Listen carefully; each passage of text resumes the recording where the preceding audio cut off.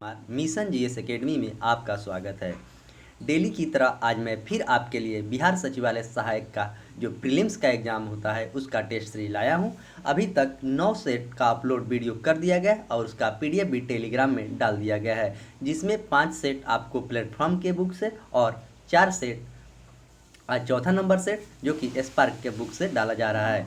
जो भी स्टूडेंट इस चैनल से अभी तक नहीं जुड़े हैं तो जल्द से जल्द चैनल को सब्सक्राइब करें, लाइक करें और अपने दोस्तों में वीडियो को शेयर करें। मेरा 3 सीरीज चलता है। सुबह में 40 क्वेश्चन का डिस्कशन चलता है जो कि मंडे टू सैटरडे चलता है। उसमें 40 क्वेश्चन रहते हैं और 40 क्वेश्चन के चारों ऑप्शन का डीपली डिस्कशन किया जाता है। उसका भी पीडीएफ आपको टेलीग्राम में ही डाल दिया जाता है और वीडियो भी। और सुबह में शाम में 7 बजे करंट अफेयर्स का टेस्ट सीरीज चलता है, उसका भी पीडीएफ टेलीग्राम में डाला जाता है। और जो बिहार एसएससी का टेस्ट सीरीज चलता है इसका भी पीडीएफ टेलीग्राम में और वीडियो भी टेलीग्राम में डाल दिया जाता है। आप इसे ज्वाइन कर लें, वहां से अपना स्कोर को बताएं कि कितना आपका स्कोर आ रहा है इस सेट में कमेंट बॉक्स में। तो अभी तक जो भी लोग इस सीरीज को नहीं ज्वाइन किए तो जल्द से जल्द ज्वाइन कर लें। जब तक आप सेट नहीं बनाइएगा तो आपकी तैयारी का कोई अंदाज़ा नहीं लगेगा, इसलिए आप सेट से जुड़े रहें। आपके एग्ज़ाम तक काफ़ी ज़्यादा इससे फ़ायदा मिलेगा। तीनों सेट से अगर आप जुड़ते हैं तो आपकी तैयारी काफ़ी अच्छा हो जाएगी। तो चलिए मैं इसी के साथ आज का सेशन का शुरुआत करता हूं। आज का पहला क्वेश्चन क्या है देखते हैं। राज्य चुनाव आयुक्त को हटाया जा सकता है। ऑप्शन ए राज्य के राज्यपाल द्वारा, ऑप्शन बी राज्य विधानसभा द्वारा, ऑप्शन सी मुख्यमंत्री के एक आदेश जारी करने के माध्यम से और ऑप्शन डी उच्चतम न्यायालय के न्यायाधीश को हटाने की प्रक्रिया के समान। तो राज्य में जो चुनाव आयोग होता है उसको कैसे हटाया जाता है, तो इसका आंसर हो जाएगा राज्य के जो उच्च न्यायालय के न्यायाधीश के हटाने की प्रक्रिया होती है वही चुनाव आयोग को भी हटाने की प्रक्रिया होती है। राज्य में चुनाव आयोग की नियुक्ति राज्यपाल करता है लेकिन हटाता नहीं है। वही विधानसभा की बात करें तो अनुच्छेद 170 में विधानसभा की बात कहा गया है। ऑप्शन सी की मुख्यमंत्री की बात करें तो मुख्यमंत्री के आदेश पर विधानसभा को भंग किया जा सकता है विधानसभा अध्यक्ष के द्वारा। क्वेश्चन नंबर 2, यूरोप के किस प्रथम वैज्ञानिक ने खोज की कि पृथ्वी सूर्य का चक्कर लगाती है। यूरोप का कौन सा वैज्ञानिक था जिन्होंने सबसे पहले बताया कि पृथ्वी सूर्य का चक्कर लगाती है। Option A Copernicus, option B Kepler, option C Galileo और ऑप्शन डी डार्विन। तो इसका आंसर हो जाएगा आपको ऑप्शन ए कोपरनिकस ने सबसे पहले बताया कि पृथ्वी सूर्य का चक्कर लगाता है। ऑप्शन बी की बात करें तो केपलर ने ग्रहों की गति के बारे में बताया था। ऑप्शन सी की बात करें तो गैलीलियो ने दूरबीन का खोज किया था। क्वेश्चन नंबर 3, दक्षिणी गोलार्ध में व्यापारिक पवन की बहने की दिशा कैसी होती है। तो दक्षिणी गोलार्ध में व्यापारिक पवन जो बहती है उसकी दिशा कैसी होती है। ऑप्शन ए उत्तर से पूर्व और दक्षिण से पश्चिम, दक्षिण से पूर्व, उत्तर से पश्चिम, दक्षिण से पश्चिम, उत्तर से पूर्व। ऑप्शन डी उत्तर से पश्चिम, दक्षिण से पूर्व। तो इसका आंसर हो जाएगा आपको ऑप्शन डी उत्तर पश्चिम से दक्षिण पूर्व की तरफ इसकी दिशा बहने की होती है। क्वेश्चन नंबर 4, निम्नलिखित में से कौन सा जिले में सिंदूर का फैक्ट्री है। तो यह बिहार का क्वेश्चन है, इसलिए बिहार एसएससी में कुछ क्वेश्चन बिहार से भी रहेंगे तो आप बिहार भी थोड़ा सा पढ़ लेंगे। Option A Madhubani, option B Munger, option C Jahanabad और ऑप्शन डी लखीसराय। तो बिहार में सिंदूर का फैक्ट्री आपको लखीसराय में खोला गया है। ऑप्शन ए की बात करें तो मधुबनी जिला में बिहार में सबसे ज़्यादा मछली पालन होता है। वही ऑप्शन सी की बात करें तो जहानाबाद ऐसा जिला है जो डिजिटल बैंकिंग में 1 नंबर स्थान है पूरे भारत में। मुंगेर में बंदूक के कारखाने हैं। क्वेश्चन नंबर 5, फ्रांस में पेरिस कंपनी की स्थापना कब हुई थी। ऑप्शन ए 1848, ऑप्शन बी 1970 और ऑप्शन सी 1871 और ऑप्शन बी 1875। तो फ्रांस में पेरिस कंपनी की स्थापना कब हुई थी, तो 1871 में हुई थी। ऑप्शन ए की बात करें तो 1848 में लॉर्ड डलहौजी का शासनकाल 1848 से लेकर 1854 तक था। ऑप्शन बी की बात करें तो 1970 में ऑपरेशन फ्लड की शुरुआत हुई थी। क्वेश्चन नंबर 6,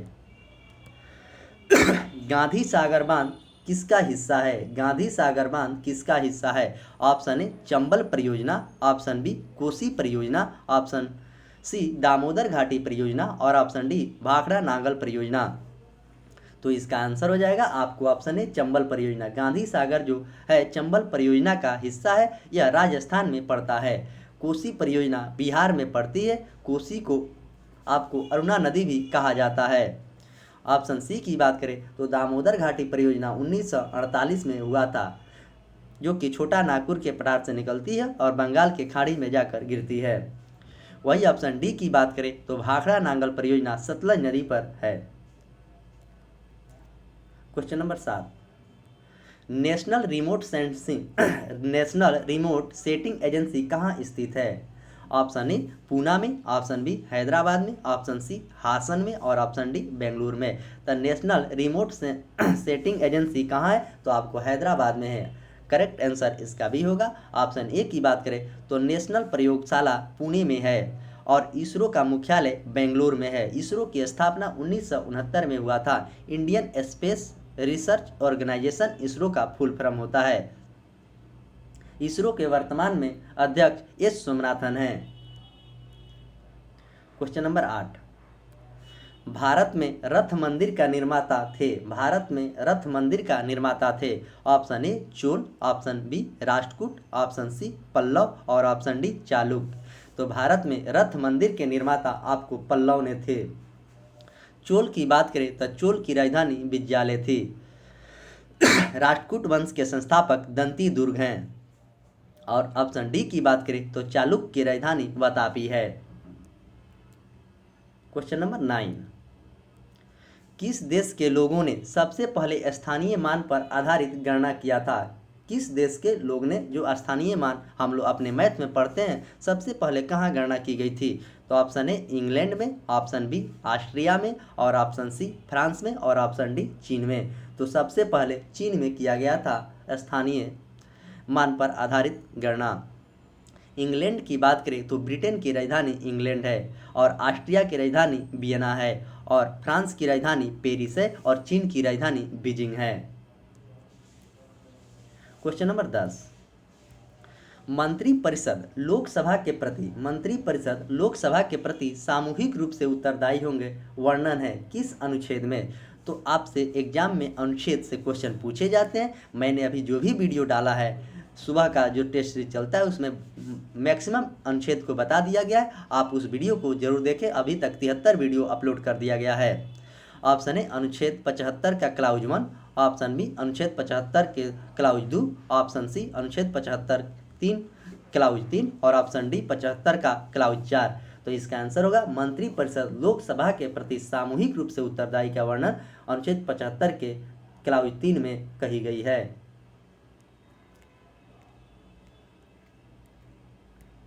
क्वेश्चन नंबर 11,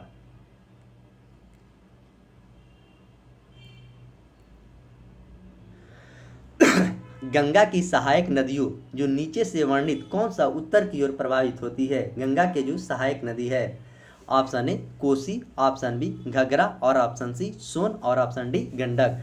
तो उत्तर की ओर प्रवाहित होती है तो सोन नदी अमरकंटक की पहाड़ी से निकलती है और पटना में पुनपुन में आकर ये गंगा नदी में मिल जाती है।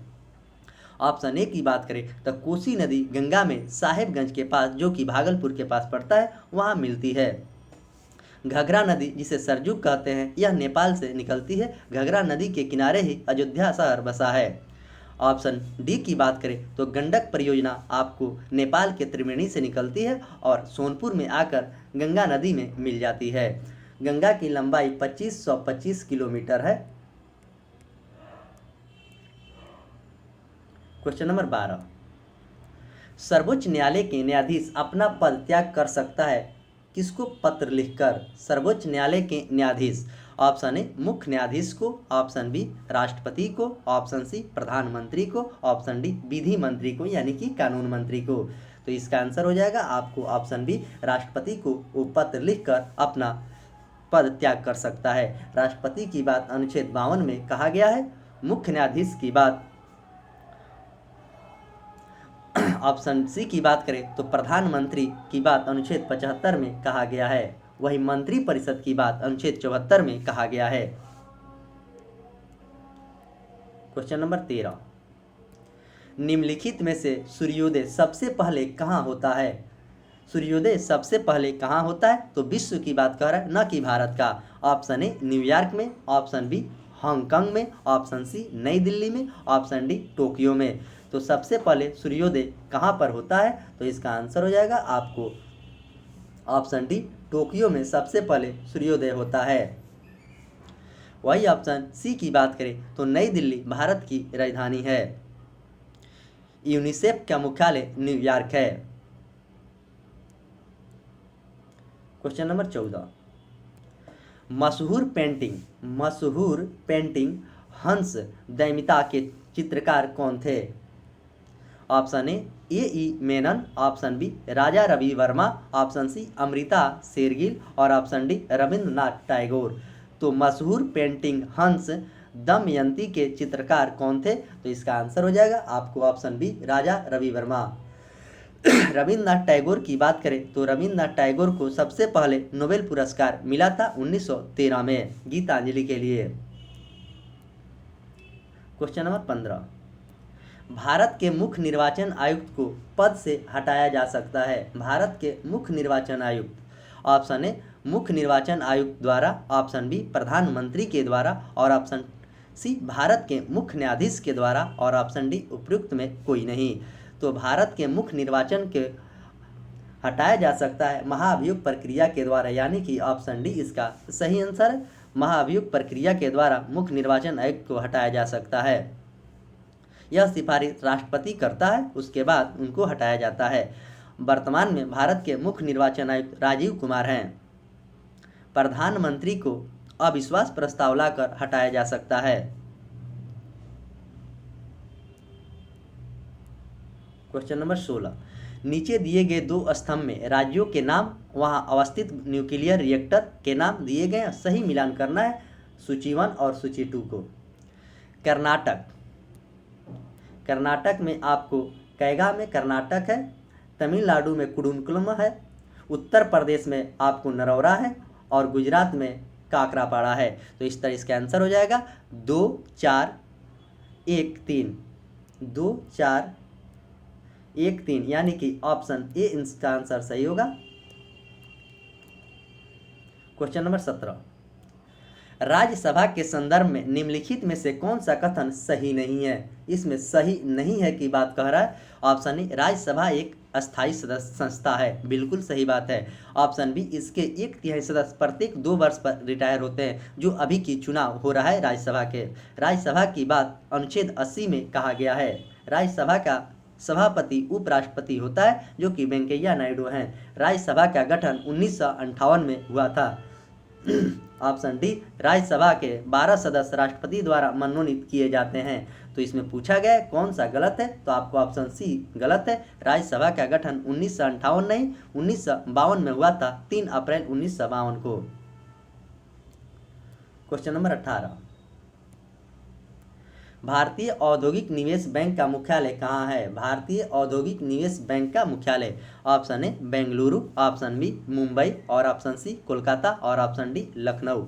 तो इसका आंसर हो जाएगा आपको ऑप्शन सी कोलकाता। भारतीय औद्योगिक विकास बैंक का मुख्यालय कोलकाता में है और आरबीआई का मुख्यालय लखनऊ में है, मुंबई में है और एसबीआई का मुख्यालय भी मुंबई में है। इसरो का मुख्यालय बेंगलुरु है। औषधि संस्थान लखनऊ में है। Question number 19,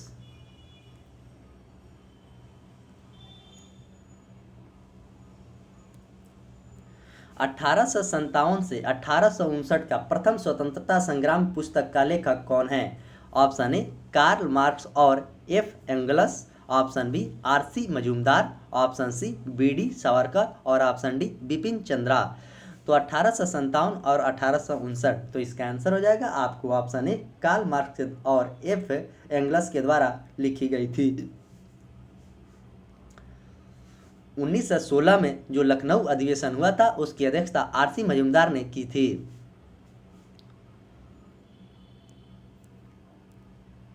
question number 20, Paika नृत्य का संबंध किस राज्य से है? पाइका, आपके एग्जाम में नृत्य से क्वेश्चन रहते हैं तो नृत्य को आप अच्छे से याद रखेंगे। Option A Orissa, option B Rajasthan, option C Punjab और ऑप्शन डी केरल। तो पाइका लोक नृत्य जो है उड़ीसा में है। वही ऑप्शन बी की बात करें घूमर आपको राजस्थान का लोक नृत्य है, और ऑप्शन डी की बात करें तो कथकली केरल का लोक नृत्य है, और ऑप्शन सी की बात करें तो पंजाब में भांगड़ा जो होता है वहाँ का लोक नृत्य है भांगड़ा। क्वेश्चन नंबर 21, कौटिल्य के अर्थशास्त्र के अनुसार निम्नलिखित में से कौन सा राज्य करों की वसूली के लिए जिम्मेदार था? कौटिल्य के अर्थशास्त्र के अनुसार ऑप्शन ए समाहर्ता, ऑप्शन बी कार्मतिक, ऑप्शन संधिनता और ऑप्शन डी नागरिक। तो इसका आंसर हो जाएगा आपको ऑप्शन ए समहारता, कौटिल्य के अर्थशास्त्र के अनुसार। क्वेश्चन नंबर 22, निम्नलिखित में से किसका सही मेल नहीं है? इसमें कौन सही नहीं है उसका बात कह रहा है। ऑप्शन ए ओसाका जापान, बिल्कुल सही है। ऑप्शन बी लंकाशायर ब्रिटेन, बिल्कुल सही। ऑप्शन सी सेलम भारत जो तमिलनाडु में पड़ता है, और बर्किंघम जो फ्रांस में नहीं, बर्किंघम आपको इंग्लैंड में है, यही गलत है, बर्किंघम ब्रिटेन में है। क्वेश्चन नंबर 23, सत्यशोधक समाज की स्थापना कब हुई थी? सत्यशोधक समाज की स्थापना कब हुई थी? ऑप्शन ए 1863, ऑप्शन बी 1875 और ऑप्शन सी 1867 और ऑप्शन डी 1878। तो सत्यशोधक समाज की स्थापना ज्योतिबा फुले के द्वारा किया गया था 1873 में। ब्रह्म समाज की स्थापना 1815 में हुआ था। क्वेश्चन नंबर 24, संविधान के किस अनुच्छेद में धन विधेयक की परिभाषा किया गया है? संविधान के किस अनुच्छेद में? ऑप्शन ए अनुच्छेद 220, ऑप्शन बी अनुच्छेद 110, ऑप्शन सी अनुच्छेद 210 और ऑप्शन डी अनुच्छेद 140। तो संविधान में धन विधेयक की परिभाषा की बात करें तो अनुच्छेद 110 में धन विधेयक की परिभाषा की बात कहा गया है। धन विधेयक केवल लोकसभा में ही पेश किया जाता है, जिसका अध्यक्ष लोकसभा का अध्यक्षता करता है। क्वेश्चन नंबर 25,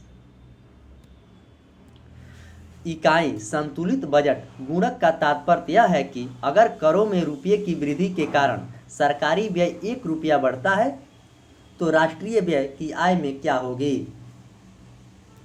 ऑप्शन ए 2 रुपया बढ़ेगी, ऑप्शन बी अपरिवर्तित रहेगी, ऑप्शन सी 1 रुपया बढ़ेगी और ऑप्शन डी 1 रुपया घटेगी। तो इसका आंसर हो जाएगा आपको ऑप्शन सी 1 रुपया बढ़ेगी। क्वेश्चन नंबर 26, निम्न में से कौन सा युग्म गलत है यानी कि सही नहीं है? कुंवर सिंह बिहार से, लक्ष्मीबाई झांसी से, नाना साहेब अवध से, मौलवी अब्दुल्ला फैजाबाद से। तो इसमें कौन सा गलत है? जो कि 1857 की क्रांति का विद्रोह 10 मई को मेरठ से शुरू हुआ था, उसमें इन्होंने सभी ने भाग लिया था। कौन किस जगह से भाग लिया था वही मिलान करना है, और इसमें गलत को पूछा जा रहा है। तो कुंवर सिंह बिहार के आरा के भोजपुर से थे, और लक्ष्मीबाई आपको झांसी से थी, और नाना साहेब कानपुर से थे, ना कि अवध से। वही मोहम्मद मौलवी अब्दुल्ला फैजाबाद से थे। तो इसका आंसर हो जाएगा आपको ऑप्शन सी। क्वेश्चन नंबर 27, स्वामी दयानंद के विचार पर जिस पुस्तक में प्रकाशित है उसका नाम क्या है? ऑप्शन ए राष्ट्रगोप्तार, option B Gita Rahasya, option सी बेताल पंची और ऑप्शन डी सत्यार्थ प्रकाश। तो इसका आंसर हो जाएगा आपको सत्यार्थ प्रकाश। ऑप्शन बी की बात करें तो गीता रहस्य का लेखक बाल गंगाधर तिलक हैं। क्वेश्चन नंबर 28,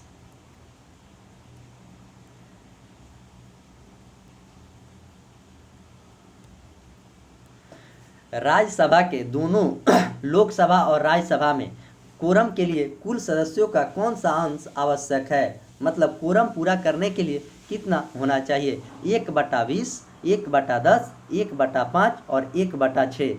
तो इसका आंसर हो जाएगा आपको ऑप्शन बी 1/10 होना चाहिए कोरम पूरा करने के लिए। क्वेश्चन नंबर 29,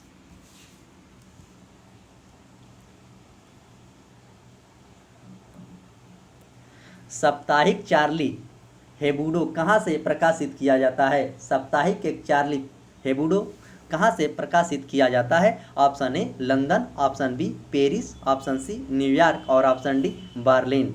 तो इसका आंसर हो जाएगा आपको ऑप्शन बी पेरिस से साप्ताहिक चार्ली हेबुडो प्रकाशित किया जाता है।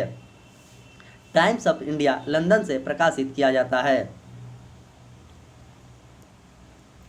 Question number 30, Vasco D gamma ने भारत के समुद्री मार्ग की खोज की थी। वास्को डी गामा ने भारत के समुद्री मार्ग की खोज की थी। ऑप्शन ए 1496 ईस्वी में, ऑप्शन बी 1497 ईस्वी में और ऑप्शन सी 1498 ईस्वी में और ऑप्शन डी 1490 ईस्वी में। तो वास्को डी गामा भारत के समुद्री मार्ग से खोज किया था 1498 में। वास्को डी गामा दूसरी बार भारत 1502 में आया था। वो पुर्तगाल के रहने वाला था। क्वेश्चन नंबर 31, जब मौसम उत्पाद अधिक है तब एक कारक का सीमांत उत्पाद कितना होता है? ऑप्शन ए बढ़ रहा है, ऑप्शन बी घट रहा है, ऑप्शन सी औसत उत्पाद के बराबर और ऑप्शन डी अन्य। तो इसका आंसर हो जाएगा आपको ऑप्शन ए बढ़ रहा है। जब मौसम उत्पाद अधिकतम है तब एक कारक की सीमांत उत्पाद भी बढ़ रहा है।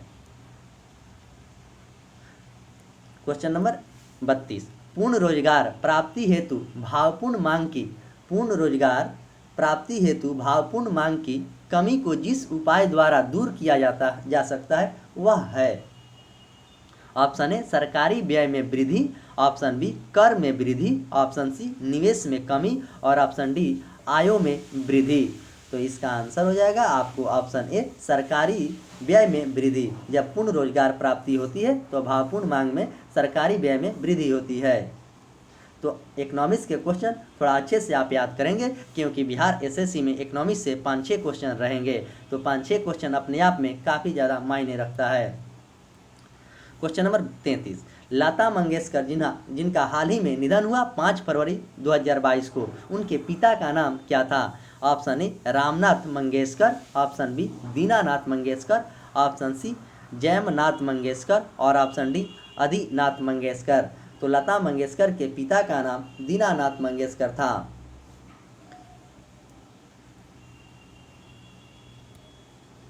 क्वेश्चन नंबर 34, भारत के उपराष्ट्रपति के निर्वाचन मंडल में शामिल है। भारत के उपराष्ट्रपति के निर्वाचन मंडल में शामिल है। ऑप्शन ए संसद के निर्वाचित सदस्य, ऑप्शन बी संसद के दोनों सदनों के सदस्य, ऑप्शन सी राज्यसभा के सदस्य और ऑप्शन डी संसद तथा राज्यसभा एवं विधानसभा के सदस्यों के सदस्य। तो इसका आंसर हो जाएगा आपको ऑप्शन बी संसद के दोनों सदस्यों के सदस्य। वही संसद की बात अनुच्छेद 79 में है और राज्य विधानसभा की बात अनुच्छेद 170 में है और राज्यसभा की बात अनुच्छेद 80 में है। तो ये सारे अनुच्छेद को भी आप अच्छे से याद रखेंगे क्योंकि आपके एग्जाम में अनुच्छेद से क्वेश्चन होता है। वही उपराष्ट्रपति की बात करें तो अनुच्छेद 63 में कहा गया है भारत के एक उपराष्ट्रपति होगा। वर्तमान में भारत के उपराष्ट्रपति वेंकैया नायडू हैं और प्रथम उपराष्ट्रपति सर्वपल्ली राधाकृष्णन थे, जिन्हें सबसे पहले भारत रत्न 1954 में दिया गया था।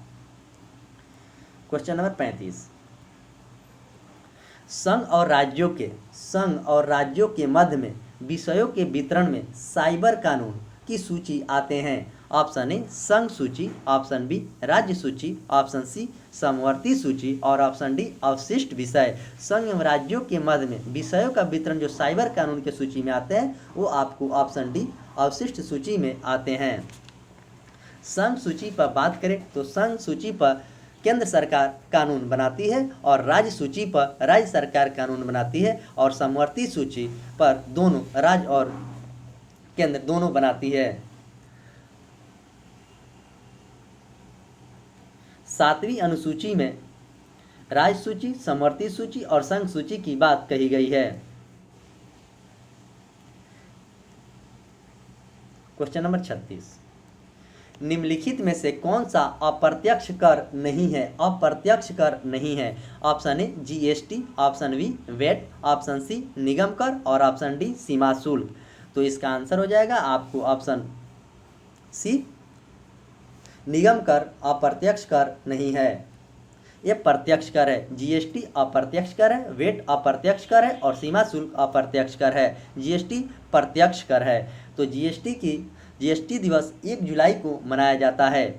जीएसटी 101वां संविधान संशोधन के तहत हुआ था। जीएसटी सबसे पहले असम में लागू किया गया था। क्वेश्चन नंबर 37, बिहार के पटना उच्च न्यायालय की स्थापना किया गया था। बिहार के पटना उच्च न्यायालय की स्थापना कब किया गया था?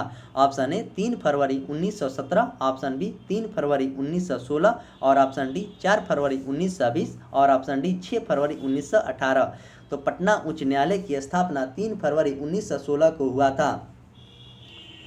वही पटना यूनिवर्सिटी की पटना विश्वविद्यालय की स्थापना 1917 में हुआ था और साइंस कॉलेज की स्थापना 1927 में हुआ था, पटना साइंस कॉलेज का। तो आप ये तीनों चीज़ याद रखेंगे क्योंकि बिहार के एग्जाम में कुछ भी पूछा जा सकता है बिहार से related. Question number 38, Qutubuddin Aibak का उत्तराधिकारी कौन था? कुतुबुद्दीन ऐबक का उत्तराधिकारी कौन था? Option A Aram Shah, option B Kaiqubad, option C Iltutmish और ऑप्शन डी नासिरुद्दीन। तो कुतुबुद्दीन ऐबक का उत्तराधिकारी आराम शाह बना, जो कि एक अयोग्य शासक था। गुलाम वंश के शासनकाल 1206 से लेकर 1290 तक चला था, जिसकी स्थापना कुतुबुद्दीन ऐबक ने किया था। वही उसका वास्तविक संस्थापक की बात कहा जाए तो इल्तुतमिश ने गुलाम वंश के वास्तविक संस्थापक माना जाता है, क्योंकि इन्होंने भारत राजधानी लाकर किया था और उस समय जब कुतुबुद्दीन ऐबक ने किया था उस समय लाहौर इसकी राजधानी थी। आराम शाह के बाद इल्तुतमिश आए गद्दी पर बैठे। इक्ता प्रथा की शुरुआत इल्तुतमिश के द्वारा ही किया गया है। ऑप्शन डी की बात करें तो नासिरुद्दीन मोहम्मद ने टोपी सीकर अपना जीवन यापन करता था और इनका शादी बलवन के पुत्री से हुआ था। क्वेश्चन नंबर 39, भारत का कौन सा राज्य सर्वाधिक लोहा उत्पादक राज्य है? भारत का कौन सा राज्य है जहां सबसे ज़्यादा लोहा का उत्पादन होता है? Option A Karnataka, option B Jharkhand, option C Orissa और ऑप्शन डी छत्तीसगढ़। तो भारत में सबसे ज़्यादा लोहा का उत्पादन आपको ऑप्शन सी उड़ीसा में होता है। वही ऑप्शन ए की बात करें तो सबसे ज़्यादा कॉफ़ी कर्नाटक में होता है। ऑप्शन बी की बात करें तो झारखंड में कोयला का भंडार सबसे ज़्यादा है और सबसे ज़्यादा कोयला का उत्पादन छत्तीसगढ़ में होता है। तो आप ये सारे चीज़ को अच्छे से याद रखेंगे, कहीं ना कहीं क्वेश्चन आपको एग्जाम में देखने को मिलेगा। और डाटा पहले एग्जाम से एक दिन पढ़ कर जाना चाहिए, 2-4 दिन, क्योंकि डाटा हमेशा चेंज होते रहता है। क्वेश्चन नंबर 40,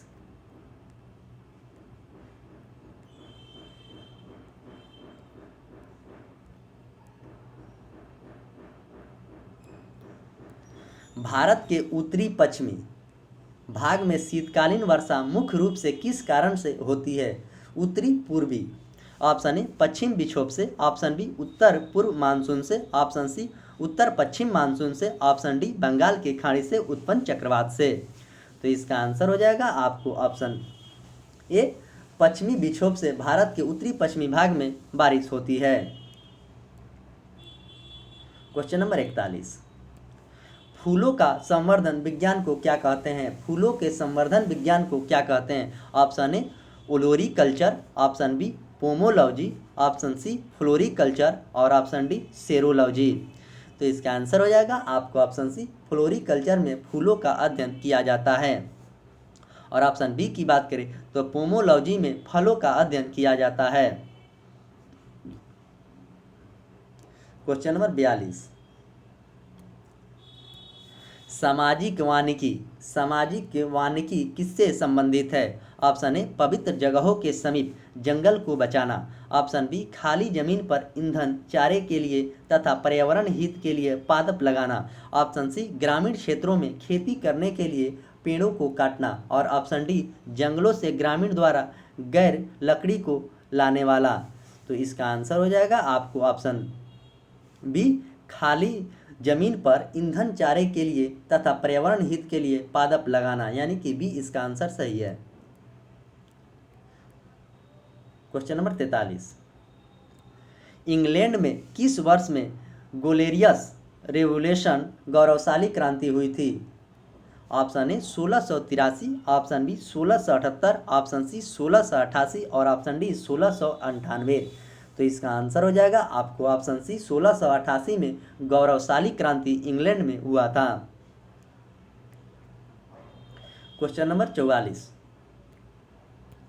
भारत के प्रथम उप प्रधानमंत्री कौन थे? भारत के प्रथम उप प्रधानमंत्री, option A Morarji Desai, option B Jagjivan Ram, option C Sardar Vallabh bhai Patel और ऑप्शन डी बीपी सिंह। तो भारत के प्रथम उप प्रधानमंत्री की बात करें तो इसका आंसर हो जाएगा सरदार वल्लभ भाई पटेल। अभी तक भारत में 7 आदमी उप प्रधानमंत्री बने हैं। तो आप इस सातों का नाम अच्छे से याद रखेंगे क्योंकि एग्जाम में पूछा जाता है कि कौन प्रधानमंत्री कब बना था उप प्रधानमंत्री। तो सरदार वल्लभ भाई पटेल प्रथम, उसके बाद दूसरा मोरारजी देसाई, तीसरा चौधरी चरण सिंह, ऑप्शन जगजीवन राम, यशवंत राव चौहान, ऑप्शन चौधरी देवीलाल और लाल कृष्ण आडवाणी। इन सभी ने उप प्रधानमंत्री बने हैं, जिसमें चौधरी चरण सिंह प्रधानमंत्री भी बने हैं और उप प्रधानमंत्री भी बने हैं। मोरारजी देसाई भी प्रधानमंत्री बने हैं और उप प्रधानमंत्री दोनों बने हैं। जनता पार्टी की जब सरकार थी 1977 में, तो मोरारजी देसाई प्रधानमंत्री थे। तो आप इसको अच्छे से याद रखेंगे। और भारत का प्रथम प्रधानमंत्री जवाहरलाल नेहरू और वर्तमान में नरेंद्र मोदी हैं। तो उप प्रधानमंत्री की बात संविधान में कहीं चर्चा नहीं है, इसलिए आपको इसको अच्छे से याद रखेंगे क्योंकि कभी कभी क्वेश्चन पूछता है कि उप प्रधानमंत्री की बात संविधान के किस अनुच्छेद में है। तो आप इसे कहेंगे किसी अनुच्छेद में नहीं है कि उप प्रधानमंत्री नाम मात्र का पद है। क्वेश्चन नंबर 45, नीचे लिखे गए अक्षांशों में से भारत की मुख्य भूमि से गुजरने वाला अक्षांश कौन सा है? इसमें जो भी ऑप्शन दिया गया है ऑप्शन इसमें गलत है। इसका आंसर हो जाएगा आपको 8 डिग्री 4 मिनट से लेकर 37 डिग्री 6 मिनट तक। इसलिए आप ऑप्शन को सुधार लें और इसका आंसर ऑप्शन सी मारें। किताब में कुछ आंसर गलत रहता है, एक दो उसे आप सुधार जरूर लेंगे। जब तक आप वीडियो नहीं देखेंगे तब तक आप कैसे सुधारेंगे? आप वीडियो को जरूर देखिएगा। वीडियो थोड़ा लंबा होता है, उससे घबराना नहीं है क्योंकि चारों ऑप्शन का डिस्कशन किया जाएगा तो वीडियो लंबा होगा ही। Question number 46, doctor Rajendra Prasad कितने वर्षों तक भारत के राष्ट्रपति रहे थे? तो doctor Rajendra Prasad option A 10 वर्ष, ऑप्शन बी 11 वर्ष, ऑप्शन सी 12 वर्ष और ऑप्शन डी 13 वर्ष। तो डॉक्टर राजेंद्र प्रसाद भारत के राष्ट्रपति 12 वर्ष तक रहे। पहली बार उन्हें 1950 में ही राष्ट्रपति चुन लिया गया था और 1950 से लेकर वो 1962 तक भारत के राष्ट्रपति रहे हैं। वो प्रथम राष्ट्रपति रहे जो कि बिहार के सीवान के जीरादेई में उनका जन्म हुआ था, जिन्हें अजातशत्रु भी कहा जाता है। और उनका समाधि स्थल महाप्रयाम घाट जो कि बांसघाट में पटना में है। उन्होंने लगातार 2 बार राष्ट्रपति रहने वाला प्रथम व्यक्ति है। अभी तक कोई भी 2 बार राष्ट्रपति नहीं रहे हैं। क्वेश्चन नंबर 47, निम्न में से कौन सा एक प्राथमिक उपभोक्ता है? कौन सा प्राथमिक उपभोक्ता है? ऑप्शन ए पादप, ऑप्शन बी हिरण, ऑप्शन सी शेर और ऑप्शन डी जीवाणु। तो प्राथमिक उपभोक्ता, तो इसका आंसर हो जाएगा आपको ऑप्शन ए बी हिरण। जैसे हिरण घास खाएगी और हिरण को शेर खाएगा, उसे प्राथमिक उपभोक्ता। द्वितीय उपभोक्ता, क्वेश्चन नंबर 48, निम्नलिखित में से बेमेल को चुनिए, यानी कि कौन सा मेल नहीं है? ऑप्शन ए गोरीचेन शिखर अरुणाचल प्रदेश, ऑप्शन बी नीलगिरी पहाड़ियाँ केरल, ऑप्शन सी नंदा देवी उत्तराखंड और ऑप्शन डी खरदुंग ला दर्रा जम्मू कश्मीर। तो आपके एग्जाम में दर्रा से भी क्वेश्चन आते हैं, तो दर्रा भी आप अच्छे से पढ़ लेंगे। तो इसका आंसर होगा नीलगिरी की पहाड़ियाँ आपको केरल नहीं तमिलनाडु में है। वही नंदा देवी उत्तराखंड, खुरदंग ला दर्रा जम्मू कश्मीर और गोरीचेन शिखर अरुणाचल प्रदेश। क्वेश्चन नंबर 49, भारतीय स्वतंत्रता अधिनियम कब पारित हुआ था? भारतीय स्वतंत्रता अधिनियम कब पारित हुआ था? ऑप्शन ए 18 जुलाई 1947, ऑप्शन बी 14 अगस्त 1947 और ऑप्शन सी 15 अगस्त 1947 और ऑप्शन डी 20 फरवरी 1947। तो भारतीय स्वतंत्रता अधिनियम आपको 18 जुलाई 1947 को पारित हुआ था और भारत स्वतंत्र हुआ था 15 अगस्त 1947 को। क्वेश्चन नंबर 50,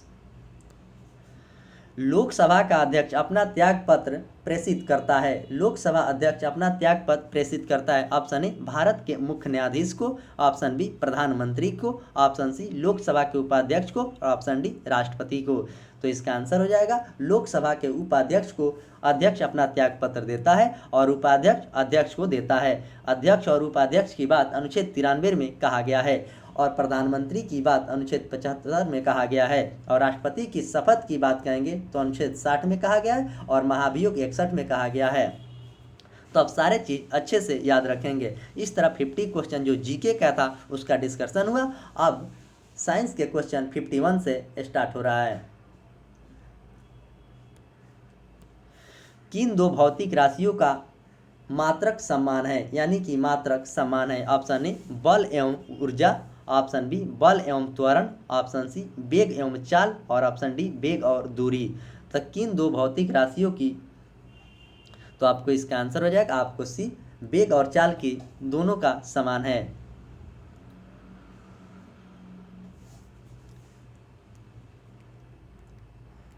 क्वेश्चन नंबर 52,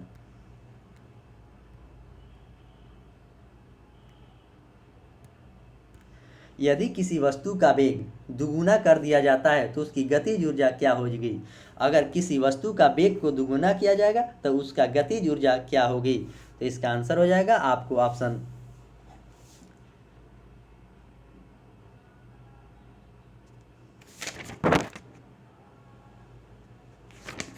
4 गुनी हो जाएगी। इसका गतिज ऊर्जा 4 गुनी हो जाएगी।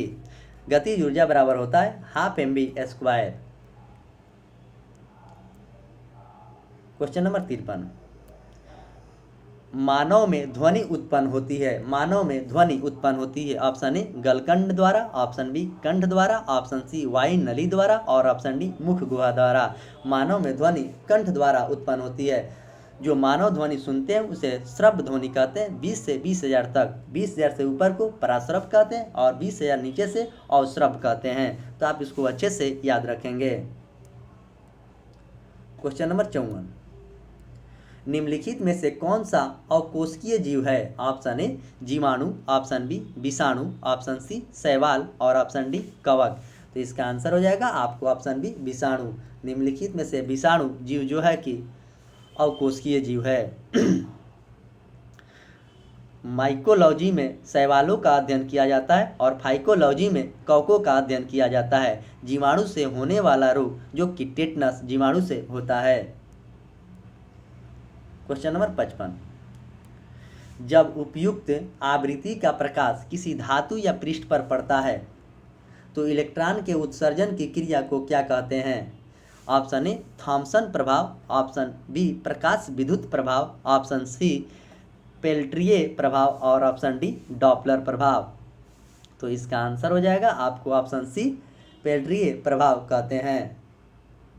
सॉरी, इसका ऑप्शन हो जाएगा बी प्रकाश विद्युत प्रभाव कहते हैं।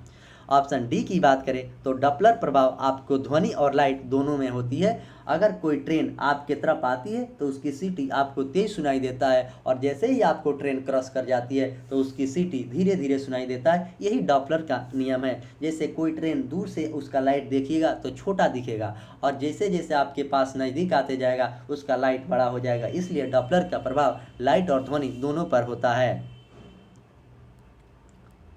क्वेश्चन नंबर 56, निम्न में से कौन सी दवा पिंडहारी है? पिंडहारी है। Option A streptomycin, option B levomycetin, option C नोलीजन, ऑप्शन बी पेंसिलिन।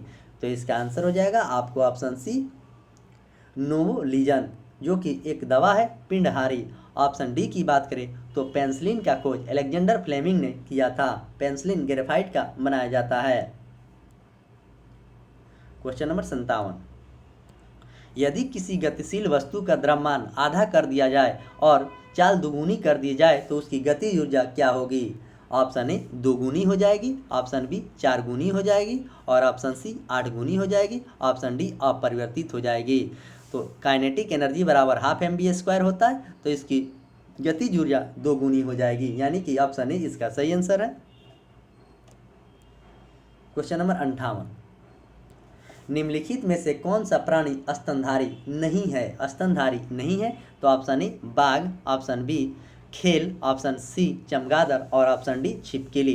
तो इसमें कौन नहीं है? तो छिपकली रेप्टिलिया वर्ग की प्राणी है और बाघ, चमगादड़ ये सब स्तनधारी हैं। खेल क्या है आप लोग कमेंट बॉक्स में बताएंगे, नहीं तो ये गलती से टाइप हो गया है।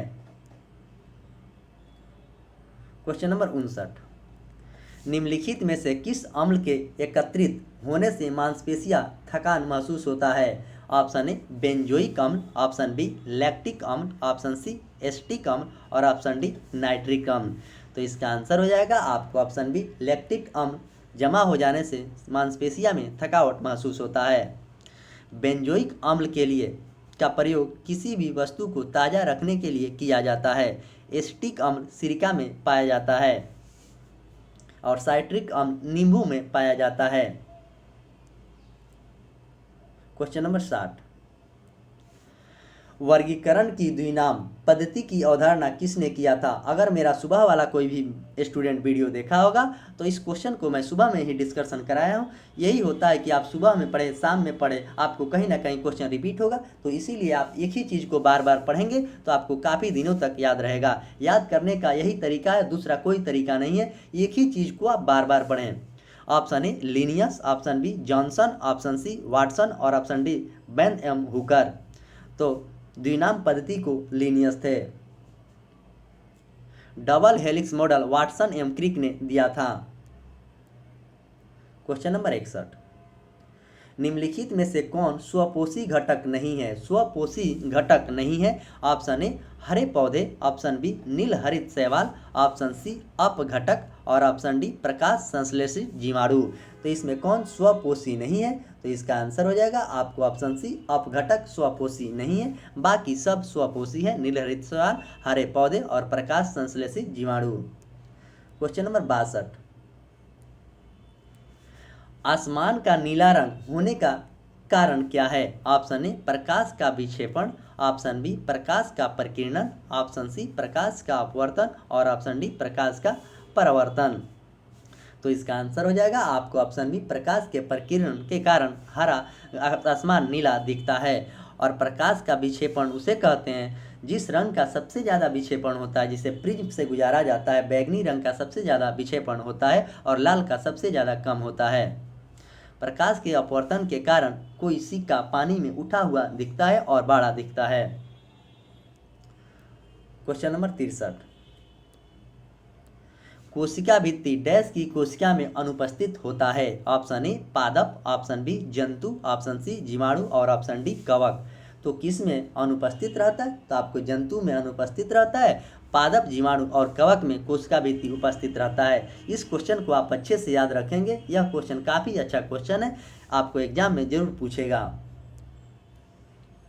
क्वेश्चन नंबर 64, मोमबत्ती का जलना निम्न में से किसका उदाहरण है? देखिए किताब में इसका आंसर गलत दिया गया है, तो मोमबत्ती का जलना किसका उदाहरण होता है? आज ही मैं सुबह में ये भी क्वेश्चन का डिस्कशन कराया हूँ। जो भी स्टूडेंट मेरा डिस्कशन अच्छे से सुनते होंगे और अपने नोटबुक में लिखते होंगे, उनका स्कोर इंक्रीज करता होगा। मैं दावे के साथ इस बात को कहता हूँ। केवल भौतिक परिवर्तन, केवल रासायनिक परिवर्तन और ऑप्शन डी की बात करें तो भौतिक एवं रासायनिक परिवर्तन दोनों, और ऑप्शन डी की पर न भौतिक न रासायनिक। तो इसका आंसर हो जाएगा आपको ऑप्शन बी केवल रासायनिक परिवर्तन। मोमबत्ती का जलना जो होता है रासायनिक परिवर्तन होता है और मोमबत्ती का पिघलना कहता तो भौतिक परिवर्तन होता है, क्योंकि रासायनिक वो परिवर्तन होता है जो दोबारा नहीं बनाया जा सके। मोमबत्ती में एक धागा होता है, वो धागा जल जाएगा तो फिर दोबारा नहीं बनेगा, और मोमबत्ती को पिघला कर फिर दोबारा बना सकते हैं, उसे भौतिक परिवर्तन कहते हैं। जल से बर्फ, बर्फ से जल, ये भौतिक परिवर्तन का उदाहरण है। दूध से दही रासायनिक परिवर्तन का उदाहरण है।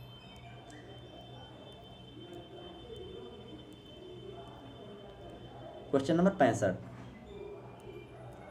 यदि सरल रेखीय पूर्ति का वक्र कीमत अक्ष को घटाता है तो पूर्ति की लोच क्या होगी? ऑप्शन ए इकाई के बराबर, ऑप्शन बी इकाई से अधिक और ऑप्शन सी इकाई से कम और ऑप्शन डी शून्य। तो इसका आंसर हो जाएगा आपको ऑप्शन डी शून्य होगी। क्वेश्चन नंबर 66, बोर की परिकल्पना के अनुसार n में स्थिर कक्षा के कोणीय संवेग होता है। n में कक्षा में उपस्थित कोणीय संवेग होता है बोर के अनुसार। तो इसका आंसर हो जाएगा आपको ऑप्शन बी, NH/2 पाई। क्वेश्चन नंबर 67, क्षार धातुओं में होता है अपने अनुकूल आवर्त में सबसे छोटा आकार। ऑप्शन बी, कम आयनन ऊर्जा, और ऑप्शन सी, उच्च विद्युत धनात्मक, और ऑप्शन डी, इलेक्ट्रॉनिक विन्यास NH2 NS1। तो इसका आंसर हो जाएगा आपको ऑप्शन डी, इलेक्ट्रॉनिक विन्यास NS1 NS2। क्वेश्चन नंबर 68, किस विटामिन का रासायनिक नाम साइनोकोबाल्मिन है। Option A vitamin A, option B vitamin B, option C vitamin D, और ऑप्शन डी विटामिन 12। तो विटामिन 12 को साइनोकोबाल्मिन कहा जाता है और इसका साइनोकोबाल्मिन रासायनिक नाम है। ऑप्शन ए की बात करें तो ऑप्शन ए विटामिन ए का नाम रेटिनॉल है, और विटामिन ए सबसे ज़्यादा आपको गाजर में पाया जाता है। इस क्वेश्चन को CDPO ने पूछा था। ऑप्शन बी की बात करें तो बी का नाम थायमिन है, और ऑप्शन डी की बात करें तो ऑप्शन सी की बात करें तो विटामिन डी का नाम कैल्सीफेरॉल है, जो कि सूर्य की रोशनी से हमें प्राप्त होती है। और विटामिन सी का नाम एस्कॉर्बिक एसिड है। विटामिन सी सबसे ज़्यादा आंवला में पाया जाता है। क्वेश्चन नंबर 69, रक्त का थक्का जमने के लिए आवश्यक विटामिन कौन सा है। रक्त का थक्का जमने के लिए option A vitamin E, option B vitamin C, और ऑप्शन सी विटामिन के, और ऑप्शन डी विटामिन डी। तो रक्त के थक्का जमने के लिए आपको विटामिन के की ज़रूरत है। यहीं पर विटामिन नहीं दिया रहता, किस एलिमेंट की ज़रूरत है तो कैल्शियम एलिमेंट की ज़रूरत है। कैल्शियम का एटॉमिक नंबर 20 होता है, और विटामिन के का नाम फिनोक्विन होता है। ऑप्शन ए की बात करें तो विटामिन ई का नाम टेकोफेरॉल होता है, जो कि अंकुर चीज़ों में सबसे ज़्यादा पाया जाता है। जैसे गेहूँ के अंकुर होता और मूंग का अंकुर, जितने भी अंकुर चीज़ है उसमें विटामिन सी पाया जाता है, और विटामिन ई पाया जाता है। जिसमें विटामिन ई की कमी होती है उसमें प्रजनन क्षमता बहुत ही कम होता है। ऑप्शन सी की बात करें तो इसका एस्कॉर्बिक एसिड रासायनिक नाम है, और सबसे ज़्यादा आंवला में पाया जाता है। और विटामिन डी का अभी मैं बताया हूँ जिसका नाम कैल्सीफेरॉल है, और सबसे ज़्यादा सूर्य की रोशनी से हमें मिलती है। विटामिन का खोज फंक ने किया था। क्वेश्चन नंबर 70, निम्नलिखित में से कौन सा विद्युत का कुचालक है। निम्नलिखित में से कौन विद्युत का कुचालक है। Option A aluminium, option B तांबा, ऑप्शन सी प्लास्टिक, और ऑप्शन डी चांदी। तो विद्युत का कुचालक आपको ऑप्शन सी प्लास्टिक है। ऑप्शन ए की बात करें तो एल्युमिनियम का निष्कर्षण बॉक्साइट से किया जाता है, और ऑप्शन बी की बात करें तांबा का निष्कर्षण क्यूप्रिक ऑक्साइड से किया जाता है। चांदी का संकेत Ag होता है, जिसका एटॉमिक नंबर 47 होता है। क्वेश्चन नंबर 71, केंद्रीय प्रवृत्ति का सर्वाधिक लोकप्रिय एवं सर्वाधिक प्रयुक्त माप कौन सा होता है। केंद्रीय प्रवृत्ति का ऑप्शन ए माध्य, ऑप्शन बी माध्यिका, ऑप्शन सी बहुलक, और ऑप्शन डी प्रास। तो इसका आंसर हो जाएगा आपको ऑप्शन ए माध्य। केंद्रीय प्रवृत्ति का सर्वाधिक लोकप्रिय माप जो होता है वो माध्य होता है। बहुलक उसे कहते हैं जिसमें ज़्यादा संख्या जो रहता है रिपीट, उसे बहुलक कहता है। उससे बहुलक निकाला भी वैसे ही जाता है। और माध्यिका तो बीच वाले को कहते हैं माध्यिका। प्रास मतलब रेंज, सबसे हाई और सबसे कम के बीच के अंदर का जो आता है उसे प्रास या रेंज कहते हैं। क्वेश्चन नंबर 72, भारी जल का अणुभार कितना होता है, यानी कि D2O का अणुभार कितना होता है। Option A 20, option B 22, option C 18, और ऑप्शन डी 19। भारी जल का भार आपको ऑप्शन ए 20 होता है, और इसका खोज यूरे ने किया था। भारी जल का उपयोग ग्रेफाइट के रूप में, मंदक के रूप में किया जाता है। क्वेश्चन नंबर 73, कोशिकीय सिद्धांत की अवधारणा प्रस्तुत करने वाला वैज्ञानिक कौन था। कोशिकीय सिद्धांत, option A Kolliker, option B एस्कुआ, ऑप्शन सी स्लाइडेन और स्वान, और ऑप्शन डी विल्किंसन। तक कोशिकीय सिद्धांत का अवधारणा प्रस्तुत किया था स्लाइडेन और स्वान के द्वारा। क्वेश्चन नंबर 74, प्राकृतिक बहुलक का उदाहरण है। Option A PVC, option B terylene, option C starch, और ऑप्शन डी पोलिस्टरीन। तो प्राकृतिक बहुलक का उदाहरण आपको ऑप्शन सी हो जाएगा। स्टार्च प्राकृतिक बहुलक का उदाहरण है। पीवीसी की बात करें, पॉलीविनाइल कार्बोनेट होता है। क्वेश्चन नंबर 75, एड्स एक जनित रोग है। ऑप्शन ए जीवाणु, option B mycoplasma, option C विषाणु और ऑप्शन डी कवक। एड्स विषाणु द्वारा होता है और एड्स 1 दिसंबर को मनाया जाता है एड्स दिवस। जीवाणु से होने वाला रोग आपको टेटनस जो होता है जीवाणु से होने वाला रोग है। माइकोलॉजी में शैवालों का अध्ययन किया जाता है और माइकोलॉजी में कवकों का अध्ययन किया जाता है और साइकोलॉजी में शैवालों का अध्ययन किया जाता है।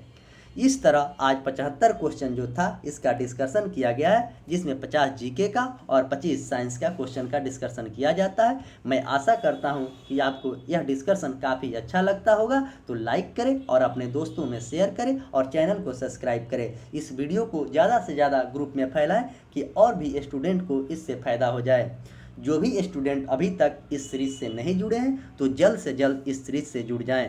तीनों सीरीज से अगर आप जुड़ते हैं तो आपकी तैयारी काफ़ी अच्छा हो जाएगी जीके और जीएस के। उतना ही मेहनत आपको मैथ रीजनिंग पर करना है, क्योंकि बिहार एसएससी सचिवालय का जो प्री का एग्जाम होगा उसमें 75 मैथ रीजनिंग रहेगा और 75 जीके जीएस रहेगा। अभी तो सेट में करंट अफेयर्स नहीं रहा है, लेकिन करंट अफेयर्स उस समय पूछा जाएगा, इसीलिए अभी करंट अफेयर्स नहीं दिया गया है। उस समय आपको करंट अफेयर्स मिलेगा। तो करंट अफेयर्स का मेरा आप क्लास करते रहें और सुबह में जो मेरा 40 क्वेश्चन का टेस्ट सीरीज चलता है वो भी क्लास करते रहें, और जो मेरा ये टेस्ट सीरीज चल रहा है इसे भी आप ज्वाइन कर लें। इस सारे चीज़ का पीडीएफ और वीडियो टेलीग्राम ग्रुप में डाला जाता है। टेलीग्राम का लिंक वीडियो के डिस्क्रिप्शन में डाल दिया जाता है, वहाँ से आप ज्वाइन कर लें और ज्वाइन करने के बाद आप पीडीएफ डाउनलोड करें और उसे बनाएँ। उसके बनाने के बाद आप वीडियो से आंसर मिलाएँ, उसके बाद आप कमेंट बॉक्स में बताएं कि आपका नंबर कितना आ रहा है। आप इस चीज़ को एक रूटीन की तरह फॉलो करने लगेंगे तो आपकी तैयारी काफ़ी अच्छी हो जाएगी। किसी भी चीज़ को पाने के लिए कुछ त्यागना पड़ता है। अगर आप कुछ नहीं त्यागिएगा तो आपको ये चीज़ मिलने वाला नहीं है। या तो आप इसको त्यागिए, नहीं तो उसको त्यागिए।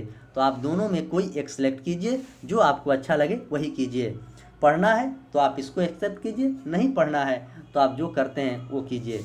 पढ़ने का सबसे सही तरीका वही माना जाता है कि एक क्लासरूम की तरह बैठकर आप वीडियो को देखेंगे और सेट को बनाएंगे, तभी आप वहाँ भी अच्छा करके आएंगे। जब आप ऐसा करने लगेंगे तो आपकी तैयारी काफ़ी अच्छी हो जाएगी, कोई कन्फ्यूजन नहीं होगा। पढ़ने का सबसे आसान तरीका है कि एक ही चीज़ को बार बार पढ़ें, न कि 75 बुक को पढ़ें। एक बुक को आप 10 बार पढ़ें, तब आपकी कॉन्फिडेंस हाई लेवल की हो जाएगी।